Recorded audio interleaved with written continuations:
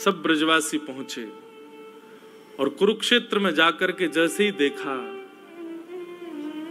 महाराज बड़े बड़े महल खड़े हैं, बड़ी बड़ी अटारियां, ऐसे तो शिविर लगे थे कि महल जैसे शिविर दिख रहे थे, और सब जगह भीड़ लगी है। केवल किसकी? बोले द्वारिकाधीश पधारे, उनके दर्शन की भीड़ लगी है। यशोदा मैया, नंद बाबा एक दूसरे के हाथ पकड़ करके और छड़ी हाथ में लेकर के घूमते हुए जा रहे हैं। यशोदा मैया बोली, आपने मुझसे कही कि वहां तो लाला आवेगो, लाला मिलेगो, यहाँ तो कोई सुधई नहीं पड़ रही, लाला कहाँ है? बोले आप चिंता क्यों कर रही हो, अभी मिलेंगे ना लाला से, अभी पूछूं कहाँ है ठाकुर जी। अब तो नंद बाबा भोरे बारे ब्रजवासी वहां जाकर के लोगन से कहें, भैया कन्हैया कहाँ है? द्वारिका के लोग बोले, कौन कन्हैया? अरे कन्हैया श्री कृष्ण। अरे अरे भैया ऐसे कन्हैया कन्हैया क्यों बोल रहे हो? जगत प्रतिपालक, राजाधिराज, देवकी नंदन, वसुदेव नंदन, ब्रज उर चंदन, श्री कृष्णचंद्र जी महाराज, सम्मान से नाम लीजिए उनका, राजाधिराज हैं। नंद बाबा कहने लगे, हाँ भैया अब इतना लंबो तो याद होएगा ना हमें, तो अब कृष्ण ही, श्री कृष्ण कहाँ है? द्वारिकाधीश श्री कृष्ण कहाँ है?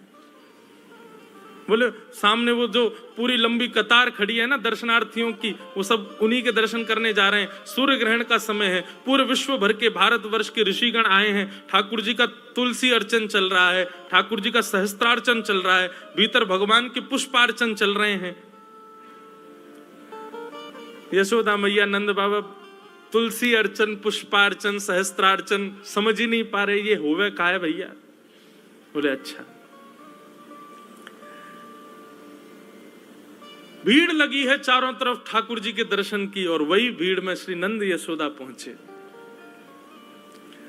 द्वारपालन से जाके कहें, भैया कन्हैया यहीं भीतर ही बैठो है?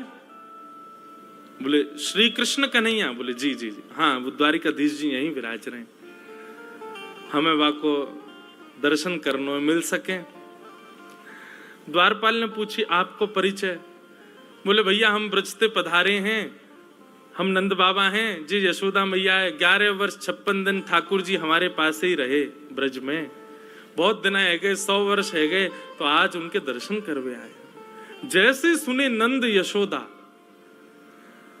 द्वारपाल के नेत्र सजल हो गए, दंडवत हो गए चरणों में। बोले भगवान आप श्री नंद बाबा हैं, आप श्री यशोदा मैया हैं? बोले जी। बोले भगवान मैं आपको कहा बताऊं, वर्णन को विषय नहीं है, लेकिन हमारी द्वारिका में ठाकुर जी भले ही वसुदेव जी के पुत्र हैं, भले ही यशोदा मैया के, भले ही देवकी मैया के पुत्र हैं, पर आज भी हमारी द्वारिका में जन्माष्टमी में पूरा द्वारिका गावे, नंद घर आनंद भयो जय कन्हैया लाल की, यशोदा के लाला भयो जय कन्हैया लाल। अरे कहां तक कहें, स्वयं देवकी वसुदेव भी यही कीर्तन को गावे कि नंद घर आनंद भयो। आज उन नंद बाबा के दर्शन है रहे, चरण पकड़ लिए, चरणन की धूल अपने माथे से लगाने लगे। आप भीतर पधारो, 4-5 सैनिक लगा दिए, बोले इनको लेके भीतर आओ। भीड़ बड़ी लगी है महाराज, ठाकुर जी की अर्चना चल रही है, ठाकुर जी सिंहासन पर बैठे हैं, संत महापुरुष कोई तुलसी अर्चना कर रहे हो, कोई पुष्प अर्चना कर रहे हैं, ठाकुर जी बैठ करके प्रेम से अपनी अर्चना करवा रहे हैं। इतने में एक द्वारपाल गया दौड़ा दौड़ा, बोले ठाकुर जी ब्रज से नंद यशोदा मैया पधारे। नंद यशोदा नाम सुनते ही ठाकुर जी को स्मृति नहीं रही कि मैं कहां हूं, क्या चल रहा है, किस भाव में है। ठाकुर जी के तुरंत नेत्र खुले। बोले कहा कही तेने भैया, कौन पधारे? बोले नंद यशोदा मैया आए, सामने आ रहे हैं देखो। जैसे ही सिंहासन पर बैठे हुए ठाकुर जी ने यशोदा मैया को देखो, ठाकुर जी कूदे नहीं, इतने देहाभिमान शून्य हो गए, देह की सुध नहीं हुई कि ठाकुर जी वहीं मानो जैसे मूर्छा अवस्था में गिर पड़े हों। संभाला सैनिकों ने जाकर के। बोले मुझको लेके चल, मेरी यशोदा मैया आ रही है, जल्दी लेके चल, विलंब मत करे। ठाकुर जी को लेकर के आए। यशोदा मैया की नेत्रों की ज्योति अभी उतनी है नहीं, रो रो करके कृष्ण के स्मरण में यशोदा मैया के नेत्रों की ज्योति चली गई है। ठाकुर जी गए, जाकर के अपने सबसे प्रथम तो मुकुट को यशोदा मैया के चरणन में पधराया, और जैसे ही यशोदा मैया के मधुर चरणार बिंदों को अपने हृदय से लगाए, ठाकुर जी छोड़े नहीं। समस्त पटरानियां खड़ी हैं, बड़े बड़े ऋषि महापुरुष खड़े हैं, सूर्य ग्रहण का काल है, सब यहां अर्चना वंदन कर रहे हैं, बड़े बड़े ब्राह्मण तप में बैठे हैं, जप में बैठे हैं, और यहां एक अलग ही दर्शन हो रहा है। द्वारिकाधीश श्री यशोदा मैया के चरणों से लिपट करके करुण क्रंदन कर रहे हैं। यशोदा मैया ने नीचे झुक करके लाला को उठायो, हृदय से लगायो, कभी लाला के नेत्रन को स्पर्श करें, कभी कान को स्पर्श करें, कभी नासिका को स्पर्श करें, मुख को स्पर्श करें, और स्पर्श करके मैया कह रही, लाला तू तो बड़ो ही ना भयो, तू तो बिल्कुल नेक्सो सोई है। जैसे स्पर्श को भाव, जैसे स्पर्श को सुख तेरो बाल्यकाल में, लाला तेरो अभी भी वैसो ही है। इतना रोए द्वारिकाधीश। यशोदा मैया ने जो वस्त्र धारण किए थे सब गीले हो गए ठाकुर जी के अश्रुओं से। महामंत्री सेनापति सब विचार कर रहे हैं, आसन लगाओ, सिंहासन लगाओ। ठाकुर जी बोले दूर करो सबको, मैया तू जल्दी बैठ भूमि पर। यशोदा मैया बैठ गई, और जैसे कोई 1-1.5 वर्ष, 2 वर्ष, 3 वर्ष को बालक गोद में लिपट करके, गोद में लेट करके और मैया के वक्ष से लिपट जाए, ऐसे द्वारिकाधीश राजाधिराज सामने नाती खड़ा है, सामने ठाकुर जी के परपोते खड़े हैं, सामने ठाकुर जी के पुत्र खड़े हैं, और ऐसी स्थिति में श्री यशोदा मैया के हृदय से लिपट करके ठाकुर जी उनके वक्ष को टटोल रहे। मैया से कह रहे, मैया मुंह को अपना दूध पिवाए दे। यशोदा मैया से लिपट गए और बार बार कह रहे, मैया मुंह को क्षमा कर दे, मैं तुमको वचन दे के गयो लेकिन नहीं आयो, मैया मुंह को क्षमा कर दे। यशोदा मैया और ठाकुर जी के इस मधुर मिलन को देखकर के द्वारिका के लोग अपने प्रेम पर प्रश्न चिन्ह उठाने लगे। क्या हम वास्तव में द्वारिकाधीश से प्रेम करते हैं? ये कैसा प्रेम इन ब्रजवासियों का। नंद बाबा यशोदा ठाकुर जी के चरणों का स्पर्श कर रहे हैं, केश में हाथ घुमा रहे हैं। यशोदा मैया वक्ष से लगा करके लाल जी को खूब दुलार कर रही है। ठाकुर जी भूल गए कि पुत्र पौत्र सब खड़े हैं मेरे, नन्हे से बालक के भांति यशोदा मैया के अंग से लग गए। और पूरे सूर्य ग्रहण के समय में यही अनुष्ठान चला, प्रेम का अनुष्ठान, ब्रज द्वारिका मिलन के प्रेम का अनुष्ठान। सब द्वारिकावासी ब्रजवासियों को खोज रहे हैं, कहां है ब्रजवासी, और सब ब्रजवासियों को खोज खोज करके अपने हृदय से लगा रहे हैं। बोले आप भी ब्रज से हैं? बोले हाँ हम ब्रज से हैं। जो ब्रज को दिख जाए द्वारिका के लोग दौड़ करके जामे, उनको हृदय से लगामे। सब ब्रज द्वारिका मिलन महोत्सव कर रहे हैं।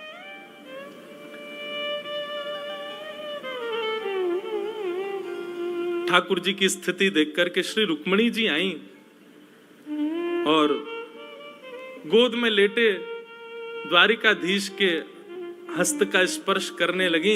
यशोदा मैया को जैसे दिखी, मैया बोली लाला जे लक्ष्मी सी दिख रही है, या कि देखियो केशन में कछु चमक रो है, या के घरे में ऐसा सुंदर नवलखा को हार लग रहा है, भैया ये लक्ष्मी सी दिख रही है, लाला जे कौन है?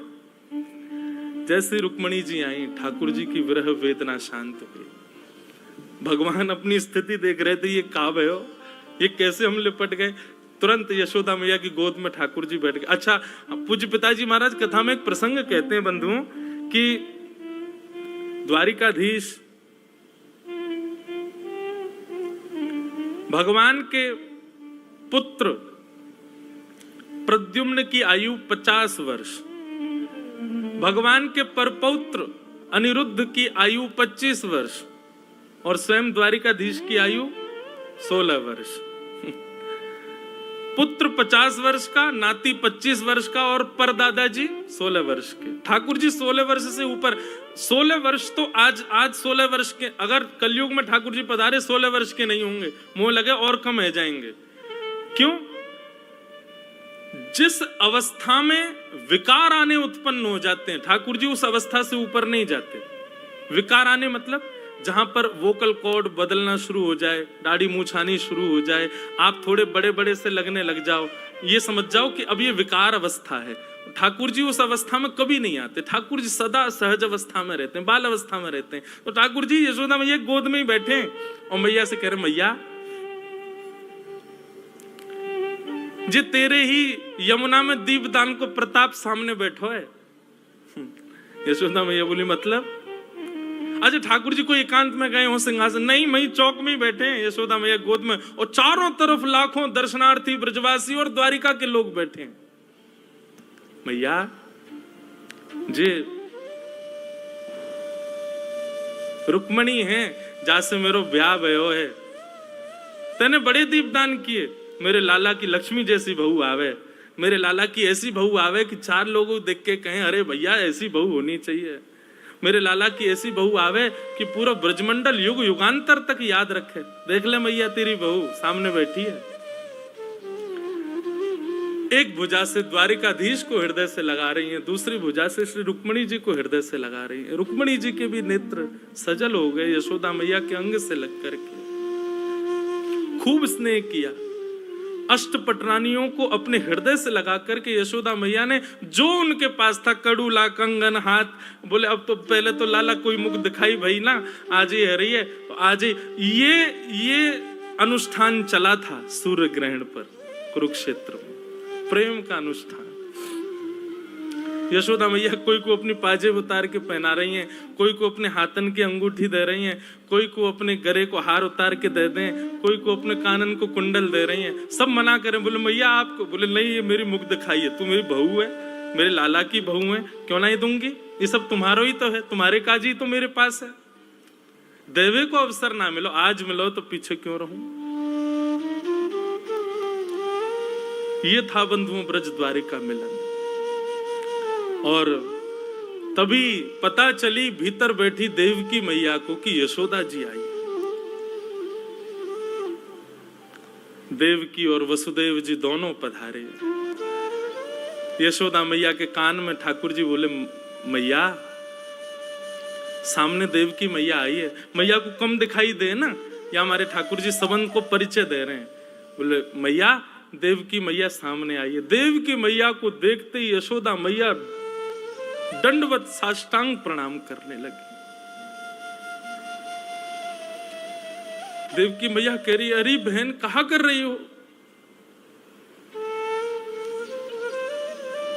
बोले विधाता कृपा करे तो आपके चरणन की कण से मुंह पे नेक अनुग्रह है जाए तो या जन्म में तो ना मिलो, लेकिन अगले जन्म में कृष्ण जैसा पुत्र मुंह को भी प्राप्त हो, ऐसा अनुग्रह मुंह पे है जाए।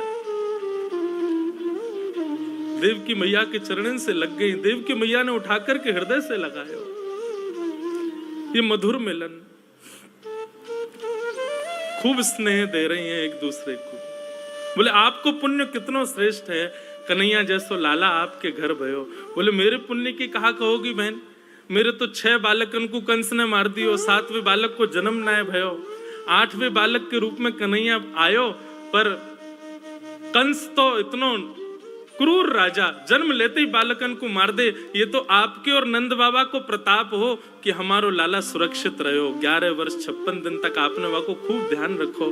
आज भी हमारी द्वारिका में कोई यो ना के देवकी के लाला की जय, सब यूं ही के नंद यशोदा के लाल की जय। नंद घर आनंद भयो जय कन्हैया लाल की। हर जन्माष्टमी आपके ब्रज को छोड़े भय, भले ही लाला को 100 वर्ष है गए होंगे, लेकिन हमारी द्वारिका में तो आज भी द्वारिका वासी नंद घर आनंद भयो, यशोदा के लाला भयो। और मैं कोई को रोकू ना, मुझको भी तो वही में सुख मिले।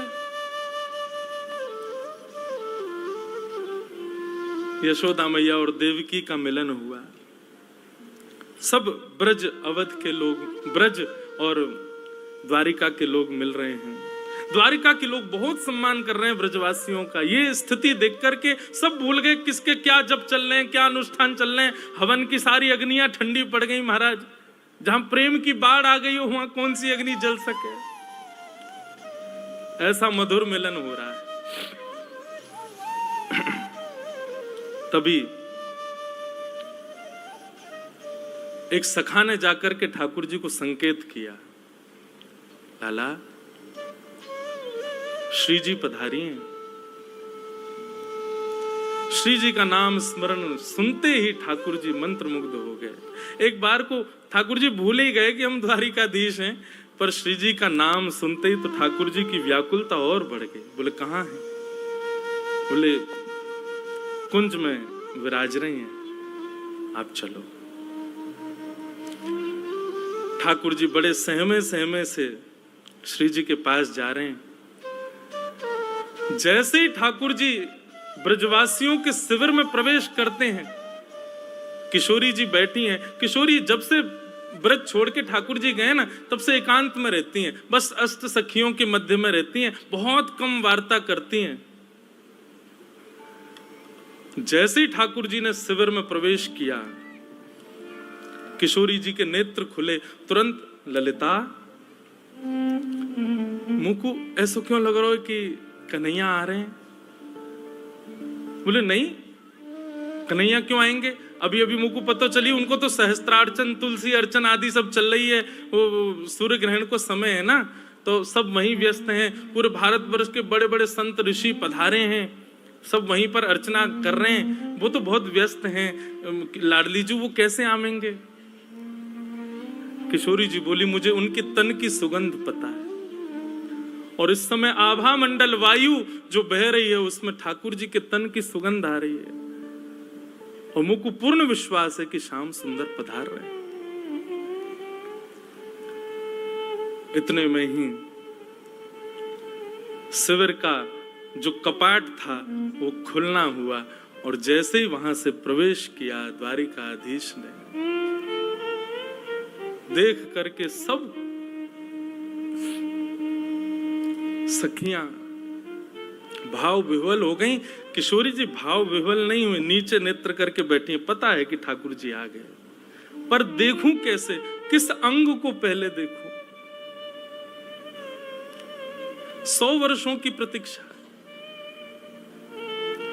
चरणों को देखूं, हस्त कमल को देखूं, मुखमंडल को देखूं, कहां से प्रारंभ करूं देखना? ठाकुर जी जहां खड़े वहां से मुंह इतर करके श्री जी बैठी। कैसे देखूं, किसको पहले देखूं?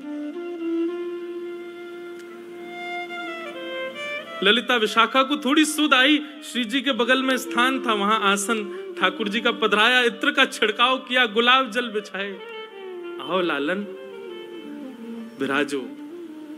ठाकुर जी बोले नहीं, अपना मुकुट उतार करके श्री जी के चरणों में रखे, और श्री जी के सिंहासन से टेक लगा के ठाकुर जी चरणों में विराजमान हो गए, चरणों में बैठ गए। और स्वयं द्वारिकाधीश अपने कर कमलों से श्री जी के मुखमंडल को अपनी ओर करते हैं, और कितना सुंदर स्वरूप है श्री श्री जी का।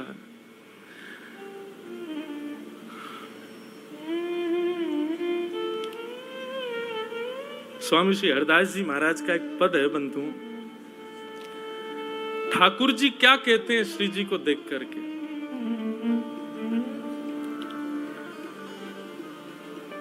प्यारी जू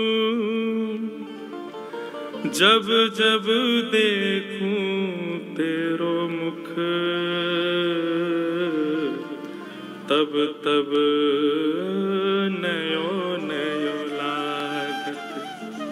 हे श्यामा जी, वैसे तो आप निरंतर द्वारिका में भी हम रहे तो हमारे चित्त में रहते हैं, पर निरंतर आपके हर बार के रूप की वर्णन कहा करूं? हर बार एक नयो रूप से दिखे आप में। स्वामी श्री हरदास जी कहते हैं, प्यारी जू जब जब देखूं तेरो मुख, तब तब नयो नयो लागे, तब तब नयो नयो लागे। ऐसे भ्रम होत में काहू, देख न री दुति को दुति लेखन न कागत। ऐसा लगे आपको देख करके कि शायद पहले मैंने कभी देखो ही ना, ये तो कोई नयो रूप है। रूप तो वही है, लेकिन वाकई कांति ऐसी अद्भुत है जाए कि हर बार ऐसा लगे कि मैंने कोई नयो रूप देखो। आपके अरूप की बलैया। कोटि चंद्र ते कहां दुराऊं, री नए नए रागत। श्री हरिदास के स्वामी श्यामा, कहत काम की सांति। न होई तुष्टि रही निस दिन जागत। कोटि कोटि चंद्रमान से भी यदि आपकी नजर बलैया उतारूं तो भी फीको लगे। ऐसा मधुर स्वरूप है ठाकुर जी श्री जी को। किशोरी जी को मुखमंडल देखा और जैसे किशोरी जी का मुख अपनी ओर किया, श्री जी के नेत्र ठाकुर जी के नेत्रों से मिले। अब श्री जी भी अपने सिंहासन से उतर करके नीचे विराजमान हो गए और विराजमान होकर के कहती हैं, श्याम सुंदर 100 वर्ष की प्रतीक्षा के बाद आए हो, कछु दोगे नहीं मुझको? ठाकुर जी बोले, जो मांगोगे सो देंगे, आप आज्ञा करो एक बार, कहा चाहिए? बोले, जा दिन आप ब्रज छोड़ करके गए, हमसे एक वचन लेकर के गए कि हे श्यामाजू, एक अश्रु बिंद भी यदि पृथ्वी पर गिरा तो मैं अपनी लीला उसी समय संवरित करके प्रस्थान कर जाऊंगा। यदि आप चाहती हैं कि आगे की लीला संवरण हो, आगे की लीला व्यवस्थित चले, तो आप मुझे वचन दीजिए कि एक अश्रु बिंदु भी आपके नेत्रों से नीचे पृथ्वी पर गिरना नहीं चाहिए। प्रलय आ जाएगा, पृथ्वी रसातल में चली जाएगी। आपके वह वचन को निर्वहन करते भाई आज 100 वर्ष है गए, एक अश्रु बिंदु भी मेरे नेत्रन से नहीं आई है। मैं आपसे यही मांगना चाहूं, आज मुझ को आज्ञा दे दो। वो जो हृदय में सागर, वो जो हृदय में तालाब नदी बन चुका है और नदी के भाव से अब सागर बन चुका है, वाकु अब यहां से प्रस्थान करन दो। मुझ को रोवे को वरदान दे दो, मैं थोड़ा रोना चाहूं। 100 वर्षन से 2 कार्य श्री जी ने नहीं किए। एक तो सोई नहीं है, दूसरी नेत्रों से एक अश्रु बिंदु भी प्रकट नहीं किया है। और आज ठाकुर जी के उस मधुर रूप को देख करके श्री जी कहती हैं, आप आज्ञा करो। ठाकुर जी भाव विह्वल हो गए, हृदय से लगा लियो। चिन्मय चैतन्य स्वरूप श्री जी और ठाकुर जी एक दूसरे में विलीन हैं लगे। सब सखियां रूप को देख करके आनंदित हैं लगी। ठाकुर जी के द्वारिका रूप, द्वारिकाधीश रूप से वह रूप को धुला करके अब वृंदावन चंद के रूप में उनको तैयार करन लगी। टेढ़ो पाग, टेढ़ो से मुकुट सिर पर धारण करायो, कारी कमरी पहनाइए, हाथन में शंख चक्र गदा पद्म थे, 2 भुजा वाले ठाकुर जी है गए। कर में मुरली पधरा दई, ठाकुर जी की कारी कामर डाल करके चंदन को इत्र लगायो, ठाकुर जी की मधुर पत्रावली को श्रृंगार करके श्री जी के बगल में बैठा दिया। द्वारिकाधीश साक्षात कृष्ण रूप दिख रहे हैं। सब सखियां सहचरियां इस रूप को देख करके कह रही हैं, लाला 100 वर्ष पहले के रूप को देख करके आज तक जीवित रही, अब आज यार युगल रूप को देख के आगामी 100 वर्ष तक तुम ना भी दिखोगे तो भी रह लेंगे। बस आज दिख गए यही बहुत है। ठाकुर जी श्री जी से मिले। सब सखियों ने ठाकुर जी का ब्रज नंदन के रूप में श्रृंगार किया और श्रृंगार करके श्री जी के बगल में बैठाए और बैठा करके खूब नेत्रन से निहारो। और बंधुओं, अब यहां ब्रज द्वारिका मिलन महोत्सव में निभृत निकुंज का रास हुआ। 100 वर्ष के पश्चात द्वारिकाधीश रास कर रहे। केवल अष्ट सखियां हैं, किशोरी जी हैं और श्याम सुंदर है। रास बिहार हुआ। रास बिहार के पश्चात श्री जी ने अब आज्ञा, ठाकुर जी ने आज्ञा मांगी, हे लाडली जो, अब बस कछु दिना की प्रतीक्षा और है। वैसे तो मैं नंदनंदन रूप से नित्य वृंदावन में विराजमान हूं, पर कछु दिना की प्रतीक्षा के पश्चात ये लीला पूर्ण होएगी और हम और आप पुनः अपनी कुंज में प्रवेश करेंगे और सदा सर्वदा के लिए ये रास अनवरत वृंदावन में चलता रहेगा। और श्री जी बोली, फिर से समय दे के जा रहे हो आप? पहले परसों को समय दे के गए, और या बार तो आप, पिछली बार तो चलो परसों के भरोसे हम रह लें, इस बार तो आपने परसों भी नहीं कहा है। ठाकुर जी चरणन में गिर गए, बोले मुझको क्षमा कर दो, ये लीला करना बहुत आवश्यक है। अभी यदुवंशी को संहार आदि सब क्रिया है, आपकी आज्ञा से सब होएगा। वह को पूर्ण करते ही मैं वैकुंठ नहीं जाऊंगा। कहा करूं वैकुंठ ही जाए, नहीं जाऊंगा, सीधे वृंदावन आऊंगा, और सदा सर्वदा के लिए वृंदावन में हम आप निवृत्त निकुंज में लीला विहार करेंगे। ब्रज द्वारिका में मिलन में यह वचन किशोरी जी ने दियो, ठाकुर जी ने दियो। किशोरी जी जिद्दी नहीं है, किशोरी जी पीछे थोड़ी पड़े ठाकुर जी के, जा में आपकी रुचि जैसा आपको। कितना सुंदर भाव भाई जी का ये, मैंने पहली बार गाया, मुझे तो आता भी नहीं, बस गा दिया। ऐसे 16 गीत हैं, एक गीत ठाकुर जी गाते हैं, फिर दूसरा गीत किशोरी जी गाती हैं, फिर एक गीत ठाकुर जी गाते, फिर किशोरी जी गाती हैं। ऐसे भाई जी ने आज ही सुबह जब देख रहा था तो हमारा एक बालक हमसे बोले, महाराज जी कभी श्री जी की कृपा हो तो अगले या कभी भी, कोई वचन नहीं दे रहा हूं, पर ठाकुर जी के ही उत्सव में, वर्ष भर तो हम कथा करते हैं, ये तो हमारी लाल जी से चर्चा है, इसमें कभी 16 गीत गाएंगे, पूरे 16 गीत जो ठाकुर जी और श्री जी के हैं, और उन्हीं पे ही चर्चा, जो यथामति शक्ति गुरुजनों की आज्ञा लाल जी की इच्छा से होगी वो करेंगे।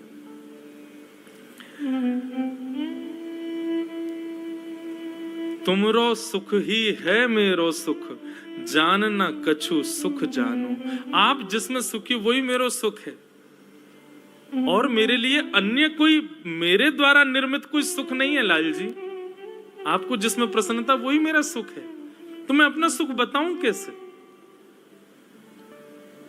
श्री जी के भाव सुन करके ठाकुर जी ने आज्ञा मांगी, ठाकुर जी वहां से प्रस्थान कर गए। आज 100 वर्ष के बाद श्री जी ने पहली बार कही, ललिता जी शयन शैया लगाओ, आज शयन करेंगे हम 100 वर्ष के बाद। ठाकुर जी की काली कामर नित्य श्री जी ओढ़ती हैं और वंशी को अपने चित्त से लगाती हैं। आज 100 वर्ष के बाद श्री जी को निद्रा आई है, पड़ गई शयन शैया पर। ठाकुर जी जैसे ही लौट करके गए, ठाकुर जी का अद्भुत श्रृंगार ब्रज के नंदन बना के भेजे गोपी ने। ऐसा श्रृंगार तो कभी द्वारिका में भी नहीं हुआ ठाकुर जी का। श्रृंगार को देख करके महाराज रुक्मणी को यह भी भान नहीं रहा कि मैं रुक्मणी हूं। ऐसा रूप, ऐसा सौंदर्य, ऐसा श्रृंगार। श्याम सुंदर, हे द्वारिकाधीश, कहां गए थे आप? ये इतना सुंदर श्रृंगार। ठाकुर जी के नेत्र ही बता रहे थे कहां गए थे। नेत्रों में हल्के हल्के अश्रुबिंद हैं, नेत्र लाल पड़े हैं। समझ गई रुक्मणी जी कि श्री जी पधारी। ठाकुर जी तो जाकर के अपने कक्ष में विराजमान हो गए, लेकिन रुक्मणी जी की व्याकुलता बढ़ गई अब कि मैं जाऊं, मैं भी श्री जी का दर्शन करूं। अपनी अष्ट सखी, अष्ट भगवान की पटरानियों को संग लेकर के श्री रुक्मणी जी गई हैं श्री जी का दर्शन करने के लिए। आज श्री जी पौड़ी हैं, पहली बार 100 वर्ष बाद सोई हैं। ललिता विशाखा को बड़ो चैन मिलो है, द्वार पर बैठ गई हैं। बोले कि अब चाहे ब्रजवासी अपनो ग्रहण आदि पूर्ण करके चली जाए, श्री जी तो तभी जाएंगी जब निद्रा पूरी होगी। 100 वर्ष की निद्रा है। मधुर सुगंधी ठाकुर जी के अंग की आ रही है, कारी कमरी हो रही भई है, वंशी चित्त से लगी भई है। श्री जी मधुर शयन कर रही हैं। जैसे ही रुक्मणी जी आई, रुक्मणी जी के आते ही श्री जी उठ करके अपने आप बैठ गई और बोली, ललिता जरा देखियो, मुझे लगा श्याम सुंदर फिर आ गए।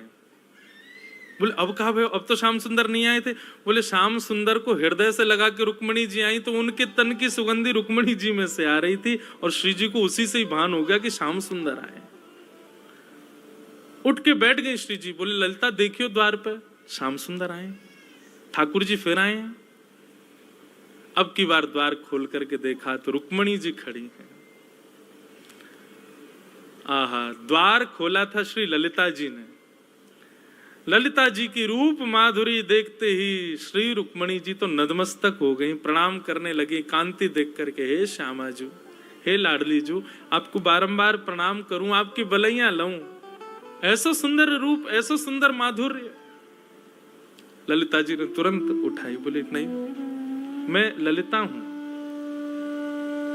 श्री जी तो भीतर विराज नहीं है, शयन कर रही हैं आज। आप कहो।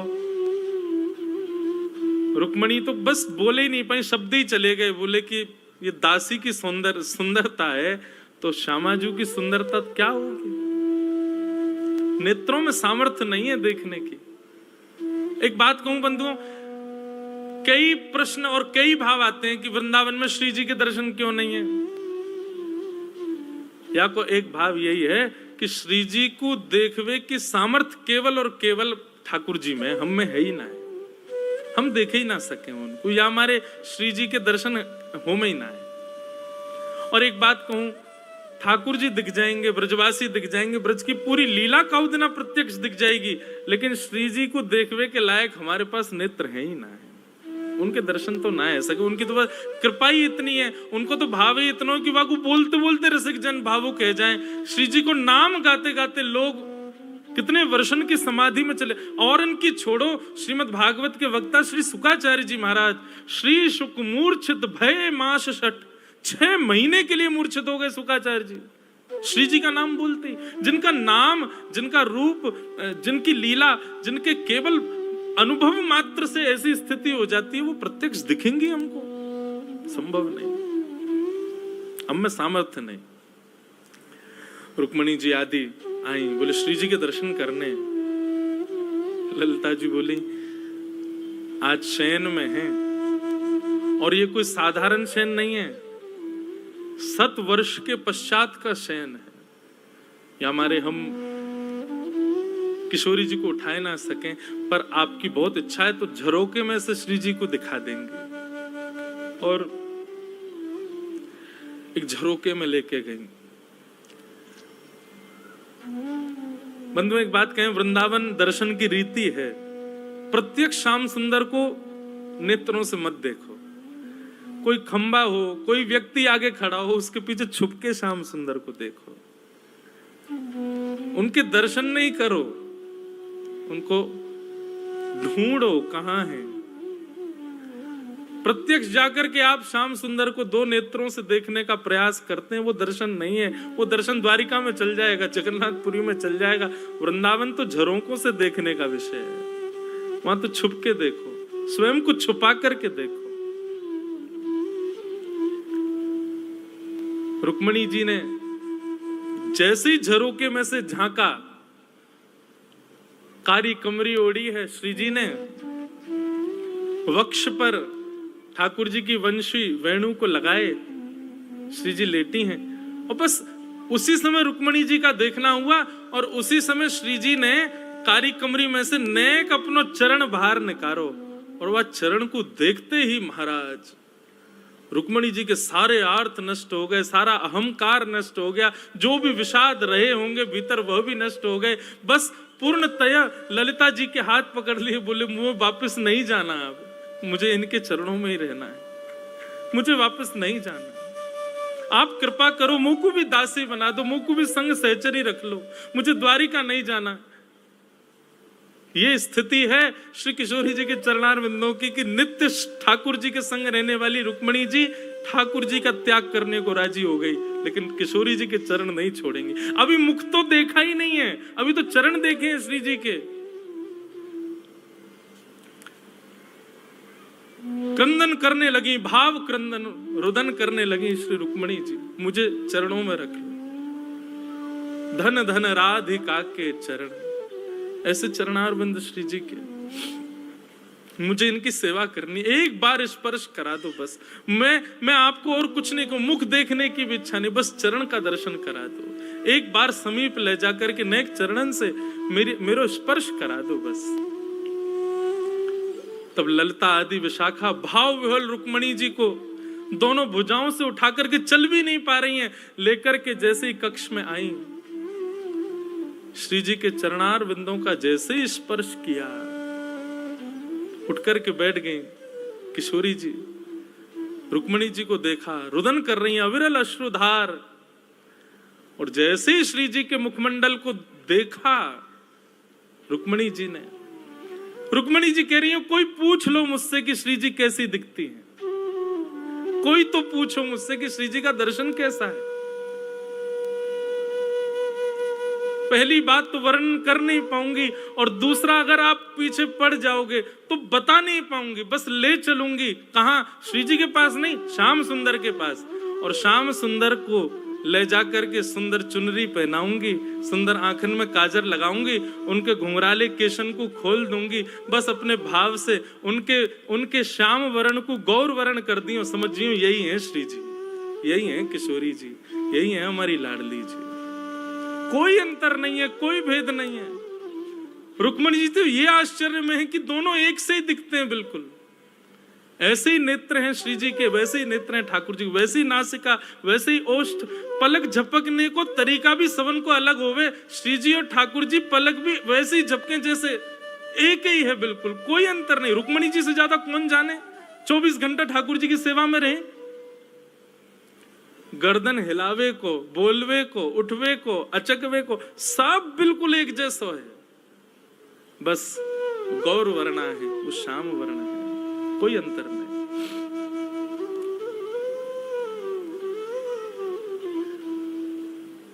ये है असली ब्रज द्वारी का मिलन।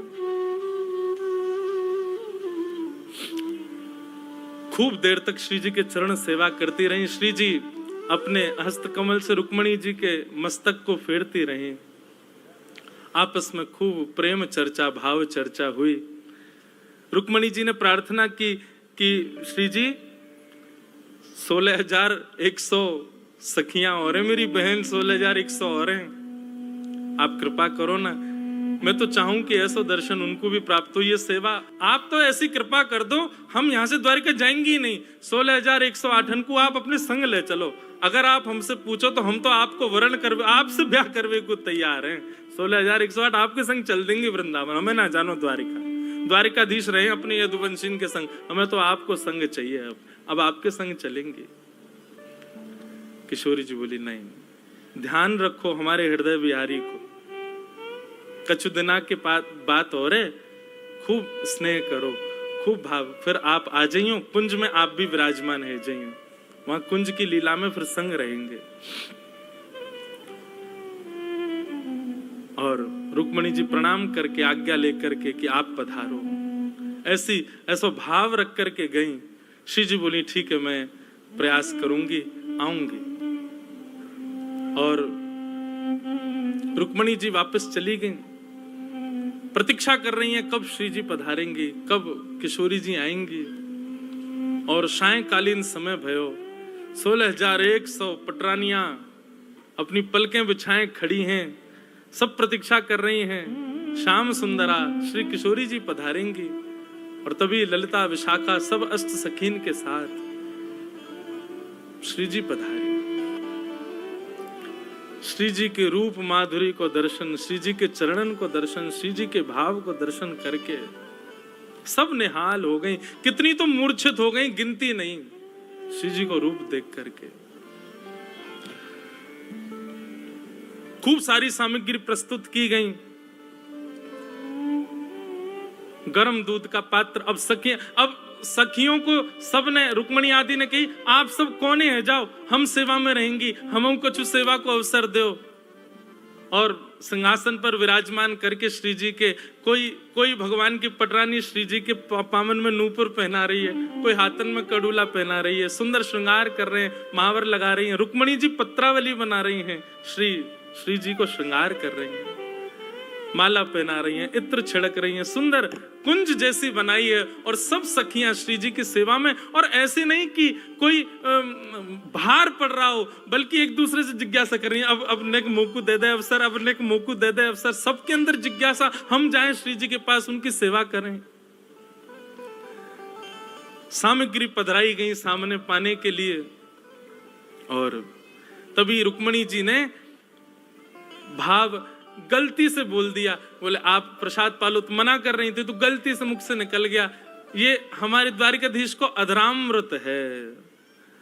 अधरामृत शब्द सुनते ही श्री जी ने तुरंत वो दुग्ध को पात्र जो बहुत गर्म हो, तो अब सखियां संग होती तो फूंक करके नेकवा को ठंडो करके तब श्री जी को पवाती, लेकिन सखियां तो सब दूर खड़ी हैं। अब तो सब कृष्ण पटरानियां चारों तरफ बैठी हैं, कोई ने विचार नहीं किया। और महाराज श्री जी ने जैसी पता चली अधरामृत, 100 वर्ष बाद अधरामृत प्राप्त हो रहा ठाकुर जी को, तुरंत उठाई करके मुख से लगा करके पान करने लगी। इतने में सब सखियां भी दौड़ी दौड़ी गई, मुख के कुछ भागंशों वो अधरामृत छिटक रहे हो। सब ललिता विशाखा आदि सखियां अंजलि फैला करके बैठ गई, 2-4 बूंद भी यदि हमको प्राप्त हो जाए तो कृपा हो जाए। यहाँ तो श्री जी केवल ठाकुर जी को अधरामृत ले रही हैं, लेकिन सखियां तो अंजलि फैला करके श्री जी ठाकुर जी दोनों को अधरामृत पान कर रही हैं। और वही अधरामृत को पान जो सहचरियां कर रही हैं, उन सहचरियन के मिलित अधरामृत को पान सब कृष्ण पटरानियां कर रही हैं। अद्भुत भाव दशा,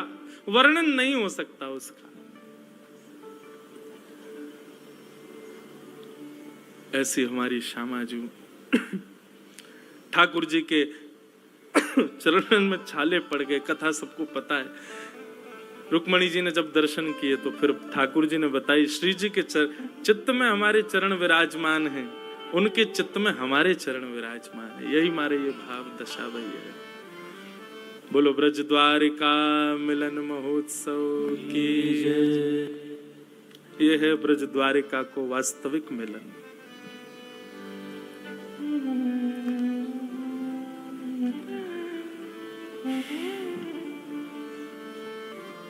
आज कथा को भाव कहीं और ही चलोगे, लेकिन ब्रज द्वारिका मिलन महोत्सव यही तो है वास्तविकता। ऐसो प्रेम, ऐसो भाव,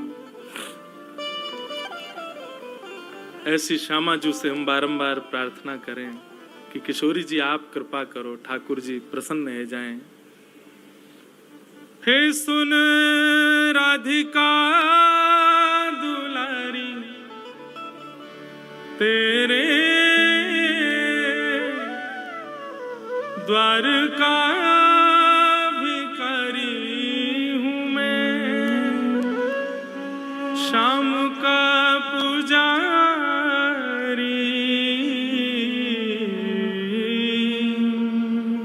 पीड़ा है हमारी हमें श्याम ना मिला,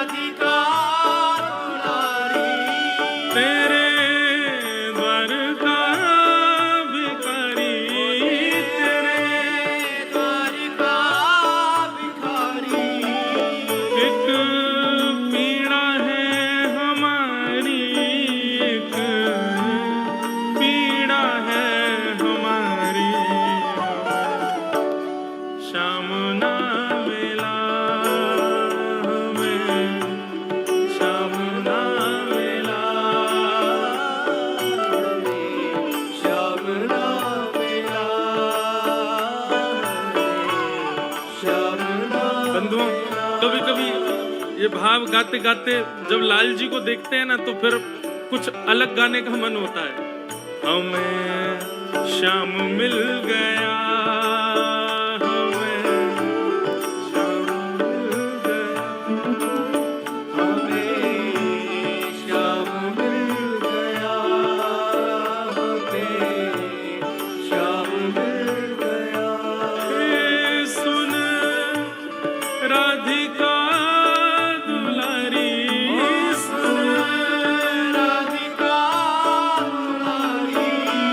तेरे द्वार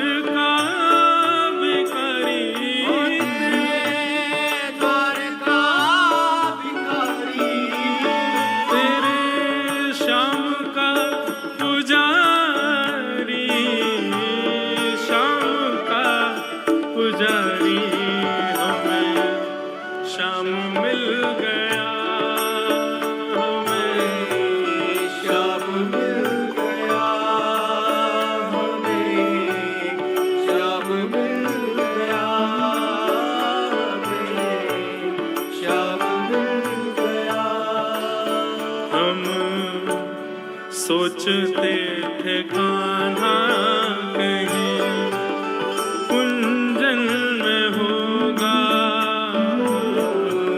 सोचते थे कान्हा कुंजन में होगा। अभी तो मिलन का हमने सुख नहीं होगा। अभी तो मिलन का हमने सुख नहीं होगा।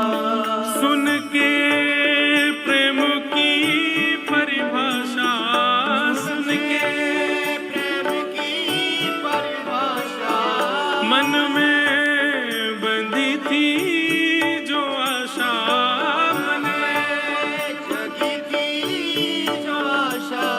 आशा हुई रे निराशा, झूठी दे गया दिलासा। श्याम ना मिला हमें, श्याम ना मिला हमें। श्याम ना मिला, श्याम ना मिला। बोलो वृषभानु दुलारी की। बंधु आप सब लोग क्षमा करें, हम यहाँ किसी के वश में या किसी की प्रसन्नता के लिए कथा नहीं कर रहे।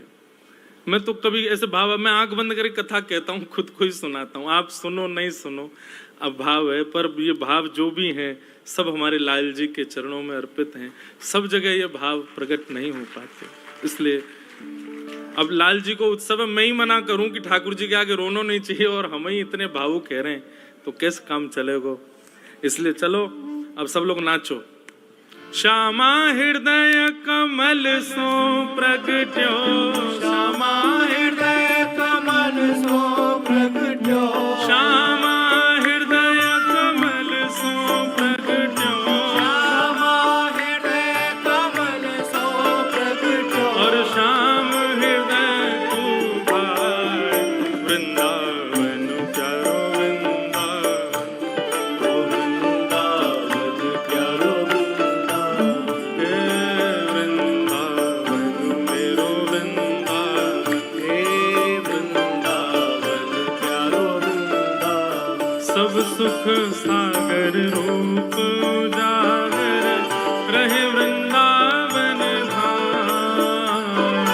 सब सुख सागर रूप उजागर रहे वृंदावन धाम। ओ रूप गोस्वामी प्रगट कियो जहाँ, रूप गोस्वामी प्रगट कियो।